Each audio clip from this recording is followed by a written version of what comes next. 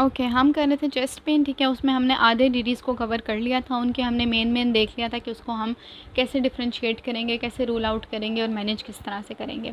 अब हम आ जाते हैं अपने नेक्स्ट डीडी पर, जो कि है कोस्टोकॉन्ड्राइटिस। ये अनकॉमन है वैसे, ठीक है। यूजुअली अगर कोई चेस्ट पेन के साथ आता है तो कोस्टोकॉन्ड्राइटिस एक लीस्ट आपकी ऑप्शन होती है जो कि आपने अपने डीडी में रखी होती है, क्योंकि इसका वो ये कहते हैं कि जब बाकी सारी चीज़ें रूल आउट हो जाती हैं कि वो नहीं हैं, तो फिर हम उसको कंसिडर कर सकते हैं, ठीक है। बहरहाल कोस्टोकॉन्ड्राइटिस होता यही है कि आपका जो जंक्शन होता है स्टर्नम और कार्टिलेज का, वहाँ पे ज़ाहिर है इन्फ्लेमेशन हो जाती है, ठीक है। पेशेंट को पेन होता है और एक्सरसाइज के साथ भी हो सकता है, रेस्टिंग भी हो सकता है, और ज़ाहिर उसकी इन्वेस्टिगेशन जो है वो चेस्ट एक्सरे पे भी कुछ हद तक हो सकती है। लेकिन इन्फ्लेमेशन है तो आप ESR वगैरह करवाएं या CRP, तो वो भी रेस्ड आएगी आपकी, WBCs भी, ठीक है। तो मैनेजमेंट में ज़ाहिर है आपने एंटीबायोटिक्स दे देनी है, ठीक। गर्ड इज़ एन इम्पॉर्टेंट सिम्टम, ठीक है। चेस्ट पेन के साथ पेशेंट आते हैं और मोस्ट कॉमनली तो नहीं, लेकिन अगर आपने हार्ट और लंग एसोसिएटेड चीज़ें रूल आउट कर ली हैं तो फिर आपको मोस्ट इंपॉर्टेंट गर्ड पे आना चाहिए, ठीक है। गर्ड क्या होता है? गैस्ट्रोएसोफेजियल रिफ्लक्स डिजीज़ के आपका एसिड जो होता है वो स्टमक से ऊपर की तरफ आता है, मोस्ट कॉमनली ओबीस लोगों के अंदर होता है। अब इसके अंदर ये है कि एसिड ऊपर की तरफ आ रहा है, ठीक है। एक तो आपने उसकी पेशेंट की हिस्ट्री ली, ठीक है। एग्जामिनेशन वगैरह में ऐसा कुछ नहीं होता, लेकिन उसकी इन्वेस्टिगेशन में पीएच हम लोग चेक करते हैं, पीएच मॉनिटरिंग करते हैं, ठीक है, वाया एंडोस्कोप। और पीएच मॉनिटरिंग से आपको ये पता चल जाता है कि पीएच ज़ाहिर है आपके एसोफेगस के अंदर कम हुई हुई होती है, जो कि स्टमक वाली पीएच है, क्योंकि ज़ाहिर है एसिड आ रहा होता है ऊपर, ठीक है। तो लेकिन पेशेंट यही बताएगा कि इसके सिम्टम्स मोस्टली ये होते हैं कि पेशेंट बताता है कि मैं जैसे ही खाना खाता हूँ, और मोस्टली रात के टाइम, जिस तरह अगर वो खाते ही सो जाते हैं ना, तो वो कहते हैं कि सुबह सुबह हमें ऐसा फील हो रहा है कि जैसे बहुत ज़्यादा जलन हो रही है हमें सीने में, ठीक है, और हमें दर्द भी हो रहा है, और समटाइम्स कफिंग भी हो जाती है अगर उनके जो है वो लेरिंग्स तक आ जाता है एसिड। तो ये सारे इसके सिम्टम्स होते हैं, और गर्ड में ज़ाहिर डिस्फेजिया वगैरह वाले भी चीज़ें आ जाती हैं, ठीक है। तो गर्ड को ट्रीट किस तरह से करते हैं? PPIs से हम स्टार्ट करते हैं, ओमेप्राजोल से, ठीक है, वो हम स्टार्ट करते हैं। अगर तो पेशेंट अच्छा रिस्पॉन्ड कर रहा है तो हम PPIs की डोज़ बढ़ा देते हैं, ठीक है, और उसको हम मोनीटर करते रहते हैं। अगर वो सही रिस्पॉन्ड नहीं कर रहा तो इसका मतलब है कोई अंडरलाइंग पैथोलॉजी या बेरेट एसोफेगस वगैरह वाली चीज़ें भी हो सकती हैं। अगर वेट लॉस की हिस्ट्री है तो ज़ाहिर है आपने फिर एंडोस्कोपी वगैरह करके उसको रूल आउट करना होता है, ठीक है। उसके बाद है पेप्टिक अल्सर जो है उसमें पेशेंट क्या बताएगा? पेशेंट ये बताएगा कि मुझे चेस्ट में पेन होता है, लेकिन वो एपिगेस्ट्रिक पेन भी बताएगा, ठीक है, कि चेस्ट में भी पेन होता है और थोड़ा नीचे एपिगेस्ट्रिक में भी पेन होता है, और ये पेन मेरा खाने के साथ बढ़ जाता है, ठीक है। पेशेंट जो पेप्टिक अल्सर और ड्यूडेनल अल्सर के ना डिफरेंशिएटिंग पॉइंट यही होता है कि पेप्टिक अल्सर में पेशेंट बताता है कि मैं खाना खाता हूँ तो मेरा दर्द बढ़ जाता है, और जो ड्यूडेनल अल्सर है उसका पेन कम होता है खाना खाने से, ठीक है।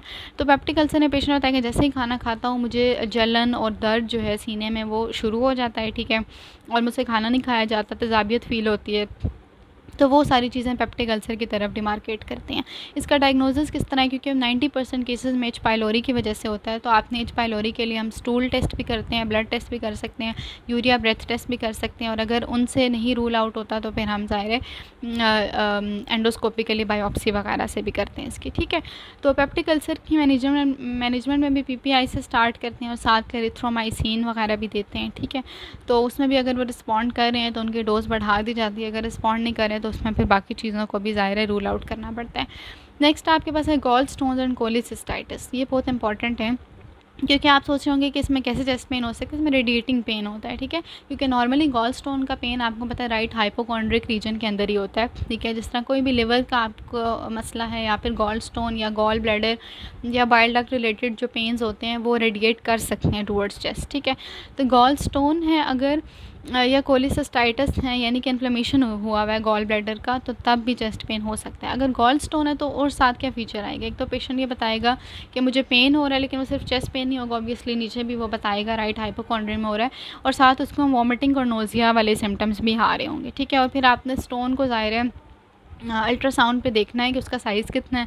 अगर छोटा साइज़ है और एसिम्प्टोमेटिक है तो आप वेट एंड वॉच वाली पॉलिसी करेंगे, और अगर बड़ा साइज़ है तो फिर हम कोलिसिस्टेक्टमी की तरफ जाएंगे, ठीक है। उसके बाद है कोलिसिस्टाइटिस में इन्फ्लेमेशन हो रही है गॉल ब्लैडर की, तो उसमें ज़ाहिर है पेशेंट को फ़ीवर भी हो सकता है, ठीक है। इन्फ्लेमेशन चल रही है बॉडी में, फ़ीवर होगा, उसको सीवियर पेन होगा, और वो पेन ज़ाहिर है रेडिएट कर रहा है चेस्ट की तरफ, ठीक है। तो इसमें आपने फिर वो ट्रीट करना होता है। इसमें आपने पहले फ्लूइड्स मेंटेन करने हैं, ठीक है, पेशेंट के सीरम इलेक्ट्रोलाइट्स वगैरह मेंटेन करने होते हैं, और आपने जो है वो एंटीबायोटिक्स पे डाल देना है। उसके बाद है एंजाइटी। एंजाइटी की वजह से भी चेस्ट पेन हो जाता है, ठीक है, मतलब किसी को एंजाइटी या पैनिक अटैक हो रहे हैं, एकदम से उसको चेस्ट पेन होगा, तो ये भी सस्पिशियस है ऑफ द चेस्ट पेन। लेकिन अगर वो बाकी चीज़ें रूल आउट हो जाती हैं और सिर्फ एंजाइटी की वजह से उसको एक ट्रांजिएंट सा पेन होता है, तो उसके लिए ज़ाहिर है फिर रीअश्योरेंस या साइकोथेरेपी की तरफ हम लोग चले जाते हैं।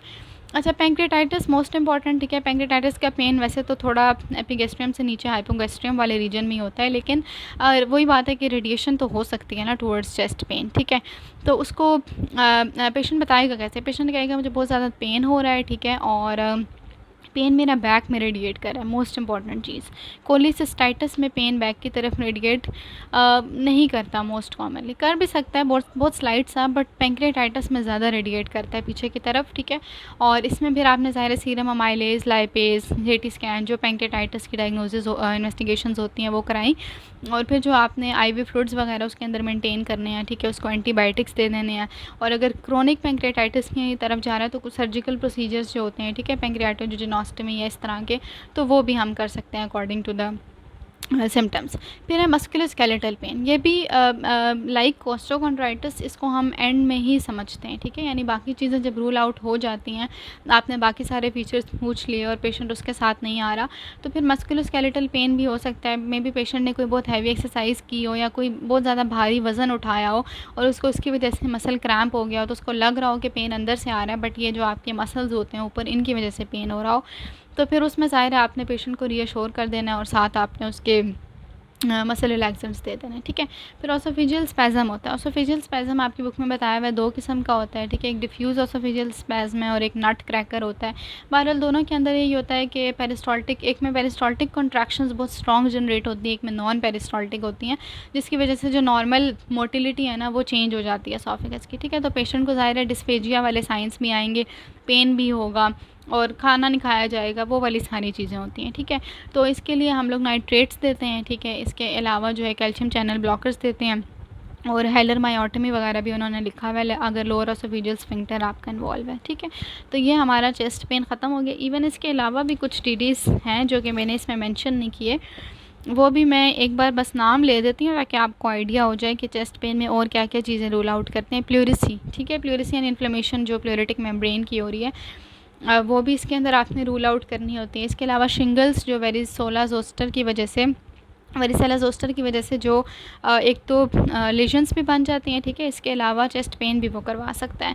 फिर आपका जो है वो पेप्टिक अल्सर हो चुका है, लंग कैंसर, ठीक है। लंग कैंसर में मुझे ये मिला था कि लाइक लेट स्टेज में पेन होता है चेस्ट में, बट अर्ली स्टेज में इस तरह के सिम्टम्स नहीं होते, वो तो बाकी कफ और डिस्निया वो वाले साइंस होते हैं, ठीक है।